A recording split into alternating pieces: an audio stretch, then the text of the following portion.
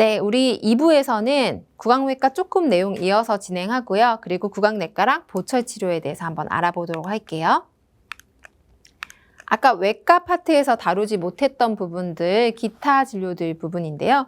협순소대 성형술, 그리고 설소대 성형술 같은 경우에는 아시다시피 이게 선천적인 기형을 나타내는 상병을 적용해 주시면 되기 때문에 환자분들이 갑자기 어떤 질환 때문에 이렇게 되는 게 아니라 대부분이 이제 선천적이잖아요. 그래서 만약에 협순소대 성형술 같은 경우에는 비정상 구순소대, 그리고 달리 분류되지 않은 입술의 선천적 기형, 이런 거 쓰시면 되는데 대부분은 이제 밑에 이 기형 상병보다는 Q38.00 비정상 구순소대를 거의 대부분 사용하시죠. 그리고 설소대 성형술 같은 경우에는 설유착증, 네, 혀의 길이가 좀 짧게 소대가 강한 상태로 있는 거기 때문에 Q38.1 설유착증을 쓰시면 됩니다. 자, 그리고 외상 치아 치료할 때 청구하게 되는 잠간고정술이나 치아 제식술, 탈구치아 정복술을 좀 살펴볼게요. 잠간고정술 같은 경우에는 아시다시피 원인이 외상으로 인한 경우 혹은 치주로 인한 경우 두 가지로 나눠볼 수가 있어요. 그래서 외상, 즉 부딪혀서 흔들린다라고 하면은 S03.20 치아의 아탈구 혹은 이제 밑에 나열되어 있는 S03.21, 22 이 세 개 중에 선택을 해서 사용을 하시면 되고요. 치주 원인, 그러니까 치주가 나빠서 치아가 흔들리는 상태라 고정술을 했어요 라고 하시면은 만성 단순이나 만성 복합 치주염을 쓰시면 되는데 저 같은 경우에는 단순보다는 복합을 좀 더 많이 쓰고 있는 것 같아요. 어쨌든 그 부위가 모빌리티가 심하다는 걸 나타내는 게 조금 더 좋기 때문에 그래서 잠간고정술의 원인이 되는 외상인지 치주인지 이 두 개를 나눠서 생각을 하시고 거기에 따라서 상병을 붙여주시면 됩니다. 그리고 제식이랑 탈구치아 정복술도 원인에 따라서 생각을 해주시는 게 좋은데 제식술 같은 경우에는 우리가 부딪혀서 흔들려서 다시 심게 되는 경우가 있고요. 그러니까 사실 제식술은 외상으로 인해서 치아가 완전 탈구됐을 때 우리가 이걸 다시 심는 술식이죠. 그래서 외상 원인인 경우가 있고 그리고 의도적 제식술이라고 해서 근단의 염증을 제거를 해야 되는데 이게 제거가 너무 안 된다. 그래서 우리가 의도적으로 치아를 뽑고 염증을 제거한 다음에 다시 심는 수식. 이거 우리가 의도적 제식술이라고 하죠. 치료적인 목적에서 의도적 제식술을 했을 때도 치아 제식술로 청구를 하게끔 되어 있습니다. 그래서 이 두 가지 원인으로 나눠서 부딪혀서 치아가 빠진 걸 다시 심었어요 라고 하면은 당연히 S03.22 치아의 박리 완전 탈구 상병을 쓰시면 되고요. 염증 때문에 의도적 제식술을 했어요 라고 하시면은 근단 부위의 염증을 나타내는 상병을 지금처럼 넣어 주셔야겠죠. 자, 탈구치아 정복술은 사실 원인이 외상 원인밖에 없습니다. 그래서 얘는 다른 상병이 올 게 없고 흔들리고 있는 원인 아탈구인지 아니면은 함입 또는 탈출처럼 치아의 위치 이상인지 이거를 선택을 해서 넣어 주시면 되겠죠. 자, 그리고 제가 두 번째 시간에도 한번 설명을 드렸던 건데 외상으로 치아가 손상되거나 부러졌을 경우에 우리가 S03.2 치아의 탈구로 시작한 상병명을 많이 사용하게 된다. 그래서 사실 자동차 보험 처리하시거나 폭행이나 외상으로 우리가 진단서 소견서 발행하실 때 여기에 해당되는 상병이 있으면 적용을 해주시면 되는데 그렇다고 정말 외상으로 인한 증상이 아니라 환자가 원래 갖고 있던 치주 질환인데 우리가 이걸로 해줄 수는 없어요. 근데 그게 아니라 정말로 여기에 해당되는 사유가 있어서 하신다라고 하면은 지금 보시는 S03.2에서 상병을 한번 찾아보시면 되겠습니다. 갑자기 이제 자동차 보험이나 이 폭행이나 상해 같은 걸로 진단서 소견 발행하실 때 상병을 못 찾아서 헤매시는 경우가 굉장히 많거든요. 근데 이게 공부를 해놨다가도 갑자기 환자가 나타나서 발행을 해주려고 보니까 당황을 해서 데스크에서 발행을 못 해주시는 경우들이 많아요. 그래서 오늘 한 번 더 짚고 기억하고 넘어가시면 좋겠습니다. 자, 이제 구강내과를 한번 살펴볼게요. 자, 구강내과는 사실 여러 가지 진료들 많이 하긴 하지만 일단 크게 두 가지 종류로 볼 수 있습니다. 하나는 이제 대표적인 진료 중에 하나는 턱관절에 문제가 생겼을 때, 그다음에 두 번째는 연조직 질환이 생겼을 때 이제 구강내과에서 진료를 많이 보시죠. 그래서 그렇게 두 가지가 보통 보험적으로는 대표적인 진료라고 볼 수 있습니다. 이제 그래도 우리가 TMD 같은 경우에는 턱 관절에 문제가 생겨서 진료를 하는 경우에는 사실 물리치료도 일정 자격이 되면 청구할 수 있고 검사 행위도 청구할 수 있기 때문에 괜찮은데, 사실 연조직 부위에 문제가 생겨서 우리가 진료를 보거나 연고를 도포하거나 계속 팔로우업을 할 때는 보험으로 청구할 게 사실 진찰료밖에 없기 때문에, 예전에 그 구강내과를 담당하시는 교수님이 말씀하신 적이 있어요. 우리 과는 보험이 청구되는 게 진찰료밖에 없어 라고 말씀을 굉장히 슬프게 하신 적이 있으신데, 이제 그 얘기가, 그 뜻이 뭐냐라고 하면은, 사실 TMD 외에 대표적인 진료 자체가 연조직에 대한 질환이 많기 때문에 청구할 수 있는 범위가 좀 한정적인 부분이 없지 않아 있긴 하죠. 자, 그래도 이제 턱관절에 대해서 여러 가지 상병명들을 한번 살펴볼게요. 왜냐하면 치과들이 대부분 K07.60 턱관절 내장증을 가장 많이 쓰시는 걸 볼 수 있거든요. 근데 클리킹 사운드가 있으시면은 턱관절 잡음 상병을 쓰실 수도 있고, 그리고 턱이 빠져서 우리가 재위치 시켜줬다라고 하면은 이 턱에 타이구 또는 아타구를 쓰실 수도 있습니다. 턱관절의 통증, 경직, 그리고 저작근 장애, 이런 것들도 상병명이 있다는 걸 알아두셨다가 환자 상태에 적합한 걸 골라서 쓰시는 게 훨씬 좋겠죠. 그래서 무조건 내장증만 자꾸 가져다 쓰시지 마시고, 왜냐면 가장 위에 있는 상병명이다 보니까 습관적으로 쓰시는 것 같아요. 근데 내장증이 물론 주된 증상이겠지만 그 외에도 환자가 요구하는 여러 가지 증상들, 호소하는 여러 가지 증상들이 있을 거예요. 그래서 거기에 맞춰서 진료를 우리가 어떤 식으로 접근했는지를 좀 판단을 해보시고 상병을 다양하게 써보시면 좋을 것 같아요. 자, 그리고 이제 두 번째로 구강내과의 대표적인 진료 내용 중에 하나인 게 이제 구내염 혹은 점막 혀 질환인데요. 일단 구내염과 관련된 상병명은 K12.0으로 시작되고요. 그래서 K12.0 재발성 구강 아프타 혹은 구내염의 기타 형태, 이런 것들 쓰시는데, K12.1 같은 경우에는 틀니에 의해서 구내염이 생긴 경우도 포함이 됩니다. 그래서 일반적으로 치과에서 구내염이 생겼을 때 틀니에 의해서 생겼는지, 뭐 아니면 궤양성, 소스포성인지 이런 거에 따라서 K12.1도 써볼 수 있겠다라고 생각을 해보시면 좋겠죠. 그래서 대부분 이제 궤양이 생겼다든지 대부분의 뭔가 구내염이 생겼을 때는 나머지 K12랑 관련된 상병명들도 쓸 수 있지만 사실 가장 많은 빈도로 적용이 되는 건 K12.1이긴 합니다. 자, 그리고 입술 구강 점막 기타 질환들, 여기 보시면은 입술의 어떤 질환, 구순염, 구순통, 이런 게 생겼을 때 쓰실 수 있는 거, 그리고 13.1 같은 경우에는 씹기, 씹어서 상처가 생겼을 때, 그리고 13.2 같은 경우에는 백반증 같은 것들이 생겼을 때, 자, 그리고 13.3은 뭐 사실 일반적인 의원에서는 쓸 일이 별로 없을 수도 있지만 유모백반 같은 것들도 있습니다. 그래서 유모백반이 만약에 진찰을 했다라고 하시면은 K13.3을 쓰셔도 좋겠죠. 자, 그리고 구강점막이 의외로 이제 틀니 같은 것들 끼시면서 자극성 증식이 있는 경우들이 있거든요. 그래서 13.6 같이 구강점막의 자극성 증식증 같은 것들도 기억해 주시면은 종종 쓸 일이 있을 수 있죠. 자, 혀의 질환이랑 편평태선에 대해서 좀 알아볼게요. 혀의 질환을 나타내는 상병들은 이제 K14로 시작하는 상병명들이고요.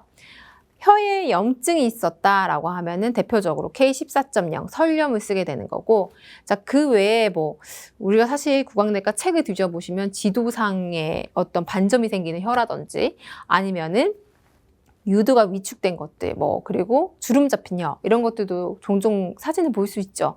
그래서 환자분들이 이런 내용들을 호소했다라고 하면은 혀에 관련된 어떤 질환 아니면 혀에 관련된 어떤 반점이나 기타 모양들을 나타내는 코드가 K14였어. 이걸 기억을 하셨다가 여기에서 그냥 골라서 쓰시는 것도 괜찮습니다.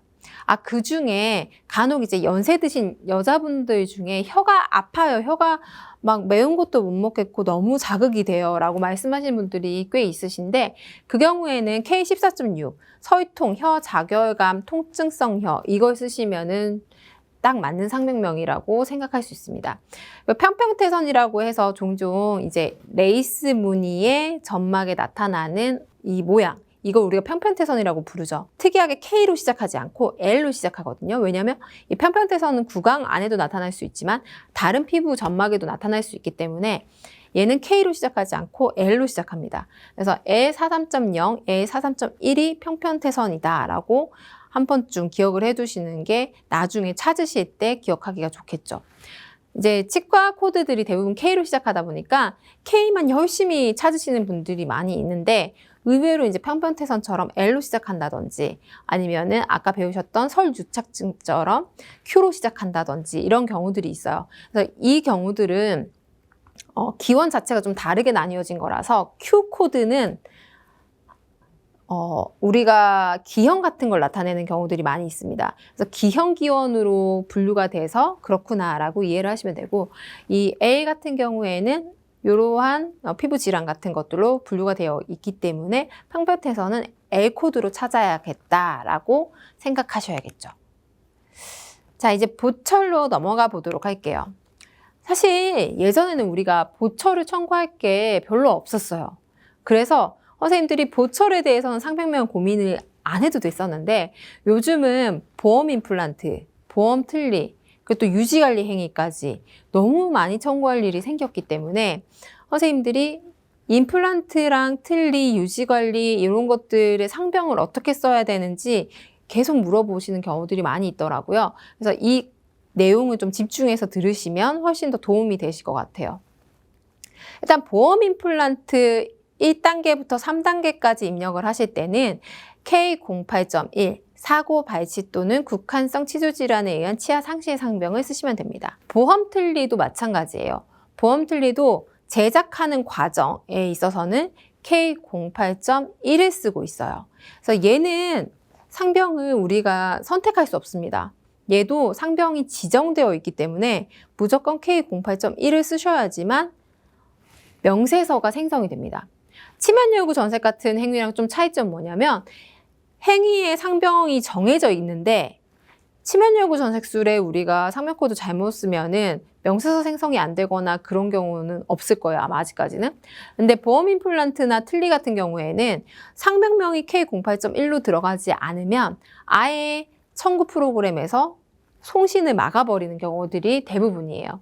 그렇기 때문에 왜 송신이 안 되지? 라고 생각하신 경우에 임플란트 상병명을 내가 잘못 썼나 보다. 이걸 한번 생각해 보시면 되겠죠. 그래서 임플란트랑 틀니를 제작하는 1단계부터 3단계 혹은 틀니 같은 경우에는 1단계부터 5단계 혹은 1단계부터 6단계 이렇게 되겠죠. 제작하는 과정 중에는 고민하실 필요 없이 K08.1을 쓰시면 됩니다. 자, 근데 보철이 다 제작이 완료되고 파이널 세팅이 들어갔다. 그러면 상병이 바로 변경 처리가 됩니다. 파이널 세팅이 되고 나서 우리가 유지 관리를 해주고 있다. 자, 임플란트의 유지 관리는 보철 세팅 후 3개월 내에 횟수 제한이 없습니다. 그래서 보철을 파이널 세팅하고 나서 3개월 내에 우리가 이거에 대해서 뭐 교합을 맞춰준다든지 불편해 하셔서 드레싱을 해줬다든지 이런 연관된 처치들을 해주게 되면은 Z46.3으로 바꿔주신다는 거죠. 물론 이제 보험 임플란트 부위가 연조직 질환으로 인해서 드레싱 같은 걸 해주셨다라고 하면은 다른 상병을 쓰셔도 돼요. 근데 임플란트 보철 혹은 임플란트 자체의 문제 때문에 무상유지 관리를 하시게 됐다라고 하면은 무조건 Z46.3을 쓰시면 됩니다. 네, 프로그램이 앞에 제작을 할 때 사용했던 K08.1을 자동으로 끌어오기 때문에 다음번에 보철 임플란트 잘 안 맞는 것 같아요. 교합 봐주세요 라고 나타나게 되면은 무상유지관리기간에 청구를 입력해 보시면 K08.1이 들어가는 경우들을 종종 볼 수 있어요. 그래서 이건 선생님들이 신경 쓰셔서 Z46.3으로 바꿔주셔야 된다는 거죠. 자, 그리고 이 무상유지관리기간이 끝나게 되면은 비급여로 제작하신 임플란트도 마찬가지고 보험으로 제작하신 임플란트도 마찬가지인데 임플란트 픽스처를 제거하시게 되면은 임플란트 제거수를 청구할 수 있습니다. 자, 이 임플란트 제거수를 청구할 때 치과들이 가장 많이 혼동하는 실수는 뭐냐면 보험 임플란트 식립 중에 리무버 하시게 됐을 때 이 픽스처 제거한 거를 임플란트 제거술로 청구하는 치과가 굉장히 많아요. 근데 식립 도중에 제거하신 거는 청구할 수 없습니다. 무조건 보철까지 파이널 세팅하고 나서 3개월이 지났을 때 우리가 임플란트 제거술을 청구할 수 있다. 자, 보험 임플란트는 무상유지 관리 기간이 끝나야 임플란트 제거술을 청구하실 수가 있고요.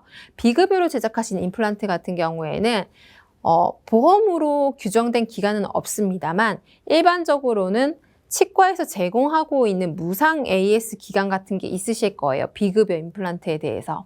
그래서 그 기간이 끝나신 이후에 임플란트 제거술로 청구하시면은 법적 문제는 없습니다. 네. 이제 그 기간이 안 됐을 때 청구하면 안 되나요? 라고 물어보신 경우들이 있는데 청구해도 사실 알 방법이 없긴 합니다만 분쟁이 생겼을 때 기준점은 치과에서 환자한테 고지한 무상 유지 관리, 무상 기간입니다. 무상 AS 기간을 얼마 동안 제공합니다. 이 문구를 가지고 비급여 임플란트는 판단을 하기 때문에 이제 유지 관리랑 관련된 행위들을 청구하실 때는 비급여 임플란트인 경우에는 우리 치과에서 제공하는 임플란트 유지 관리 기간이 얼마인지, 뭐 6개월인지 1년인지 이걸 확인하신 다음에 진행을 하시는 게 좋겠죠. 자, 임플란트 제거술은 간단이랑 복잡이 있어요. 기원을 좀 살펴보면은 하나는 단순 발치랑 비슷하다라는 느낌으로 보시면 되고요. 임플란트 제거술 복잡 같은 경우에는 난발치랑 비슷하다라고 보시면 됩니다. 다만 차이점은 우리가 난발치를 할 때는 치조골 성형술을 100대 50으로 청구할 수 있어요.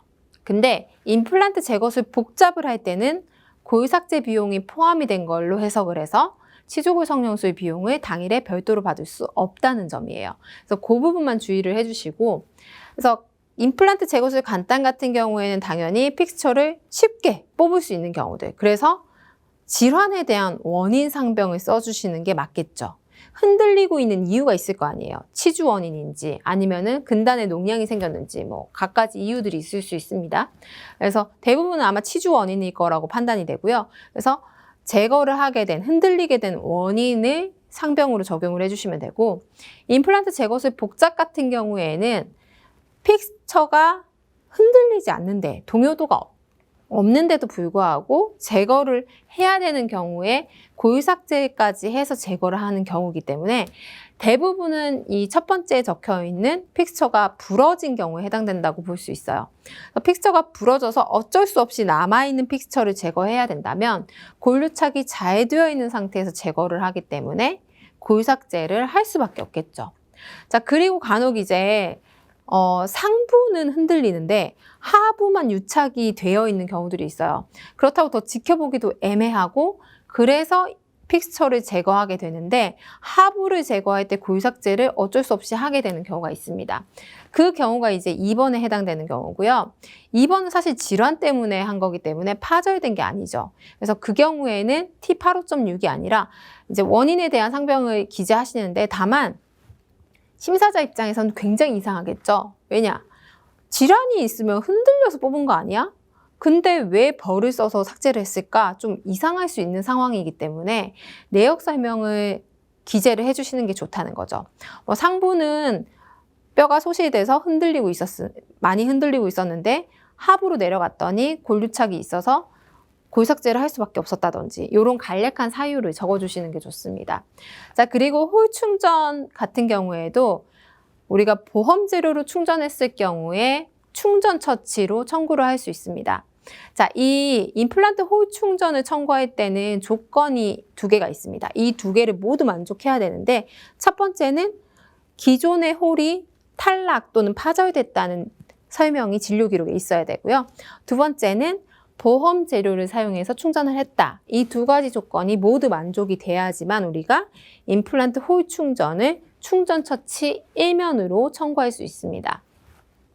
보통은 이제 충1 버튼을 사용하시고요. 그다음에 충전물 연마료도 별도로 받을 수 있기 때문에 충전물 연마료를 추가해서 청구하시면 되고 이때는 T85.6 치과 보철물의 파절 또는 상실 상병명을 적용하시면 됩니다. 자, 그리고 악골렉 고정용 금속 제거술이라고 해서 우리가 픽스처가 파절이 된 게 아니라 상부 보철이 연결되는 스크류 혹은 어버트먼트가 부분 파절되는 경우들이 있죠. 대부분 이걸 어떻게 빼세요? 대부분 이제 여쭤보면은 감으로 핀셋으로 잡아서 뽑지 뭐 이런 경우들이 대부분인 것 같아요. 근데 그렇지 못하고 감으로도 빼보려고 했는데 안 빠져. 그래서 어쩔 수 없이 플랩을 열어서 잇몸을 떠서 열어서 얘를 제거했다라고 하시면은 악골레 고정용 금속 제거술로 청구하게 됩니다. 그래서 이 악골레 고정용 금속 제거술로 청구하는 케이스에서 제일 중요한 거는 판막을 반드시 거상해서 제거한 경우에만 청구할 수 있다는 점. 그리고 잇몸을 열어봤더니 뼈에 살짝 걸려서 골막에 살짝 걸려서 뼈를 살짝 쳐냈다라고 하시면은 버다를 추가할 수 있습니다. 그래서 스크류나 어버트먼트가 부분 파절돼서 파절된 부위를 제거해야 되는데 제거할 때 잇몸을 열었다라는 차팅이 있으시면 진료 기록이 있으시면은 이 악골레 고정용 금속 제거술로 청구하실 수 있게 되는 거고요. 거기에 더해서 만약에 벌을 쓰셨다라고 하면은 썼을 경우에만 버다로 청구를 추가로 할 수 있습니다. 근데 그냥 잇몸만 열고 버는 안 썼다라고 하시면은 버는 빼주셔야겠죠. 그러면 스크류 파절된 거 제거하는데 잇몸 절개를 안 했어요. 그러면은 청구 못 하나요? 네, 못 합니다. 그래서 반드시 판막을 거상해서 제거하신 경우에만 청구를 해주셔야 된다. 상병명은 T85.6 혹은 Z96.5 둘 중에 하나 선택해서 쓰시면 되겠죠. 자, 보험 틀니 제작할 때는 임플란트랑 마찬가지로 K08.1을 쓰시면 되고요. 이제 틀니 같은 경우에는 무상 유지 관리 기간이 3개월인 거는 임플란트랑 똑같은데 임플란트는 횟수 제한이 없지만 틀니는 환자분들이 워낙에 불편감을 많이 느끼면 계속 오실 수도 있기 때문에 무상유지 관리는 3개월 내 6회로 제한이 되어 있습니다. 그래서 이때는 마찬가지로 Z46.3 치과 보철 장치의 부착 및 제거 상병명으로 바꿔서 적용을 해주셔야겠죠. 틀니는 다행히도 이제 무상유지 관리 기간이 끝나고 나서 수리하는 행위로 넘어갔을 때 다 Z46.3밖에 적용할 일이 없으세요. 그래서 굉장히 쉽긴 하죠. 연간 횟수에 따라서 선생님들이 잘 청구를 해주시면 되겠습니다. 잠깐 첨언을 드리면은 이 틀니 유지관리 행위들이 단가가 사실 낮지는 않아요. 보험 청구가 되는 행위 항목 중에서는 조금 단가가 있는 편입니다. 그래서 청구를 하실 때는 내가 과연 적정한 난이도의 진료를 했는지를 꼭 확인을 하셔야 되고 연간 횟수 맞춰서 환자 본인 부담금 받으시고 Z46.3 상병명을 사용해서 청구를 해주셔야겠죠. 자, 그리고 마지막으로 보철물 재부착을 살펴볼게요. 보철물 재부착은 Z46.3 치과 보철장치 부착 및 제거 상병명 적용해 주시면 되고요. 보철물 재부착 청구할 때 항상 치과들이 헷갈려하는 부분 중에 하나가 임시치아 재부착한 걸 보철물 재부착으로 청구해 놓은 케이스들을 제가 굉장히 많이 봅니다. 임시치아는 최종 보철물이 아니죠. 그래서 그 경우에는 비급여로 처리를 하셔야 되기 때문에 대부분은 이제 그런 경우죠. 우리 치과에서 한 임시치아가 탈락한 거면 대부분 비급여에 포함된 내역이기 때문에 그냥 본인 부담금 안 받고 해드리죠. 근데 타 치과에서 한 거리 한 개 떨어져서 우리 치과 가까워서 왔을 때는 이거 돈 어떻게 받아야 돼? 고민하시다가 진찰료 아니면은 보철물 재부착으로 넣으시는 것 같아요. 근데 그 임시치아의 재부착은 비급여의 일련 과정이기 때문에 진찰료도 받으시면 사실 안 되시는 거예요. 그래서 이걸 꼭 기억하시고 최종 보철물을 최종 접착제를 사용해서 붙이신 경우에만 청구합니다. 자, 그리고 임플란트 보철물 탈락으로 재부착하셨을 경우에도 일반적으로 사용하는 임플란트 전용 접착제를 사용하신 경우에는 임시 접착으로 간주합니다. 왜냐하면 프리미어나 임플란트 쌤에는 아시다시피 제거가 가능한, 보철이 제거 가능하도록 만들어진 세멘이기 때문에 얘는 최종 접착제로 심평원에 분류가 안 되어 있어요. 그래서 반드시 임플란트 보철물을 재부착하셨을 때 보철물 재부착료를 청구하고 싶다라고 하시면은 우리 치과가 최종 접착제를 사용해서 임플란트 보철을 붙였는지를 확인해 주셔야겠죠. 자, 여기까지 해서 우리가 한 달 동안 상병명에 대해서 살펴봤습니다. 자, 한 달 동안 저랑 같이 상병명 공부하신 게 많은 도움이 되셨으면 좋겠고, 자, 다가오는 5월도 더 힘내셔서 활기찬 한 달 보내시기 바랍니다. 고생하셨습니다.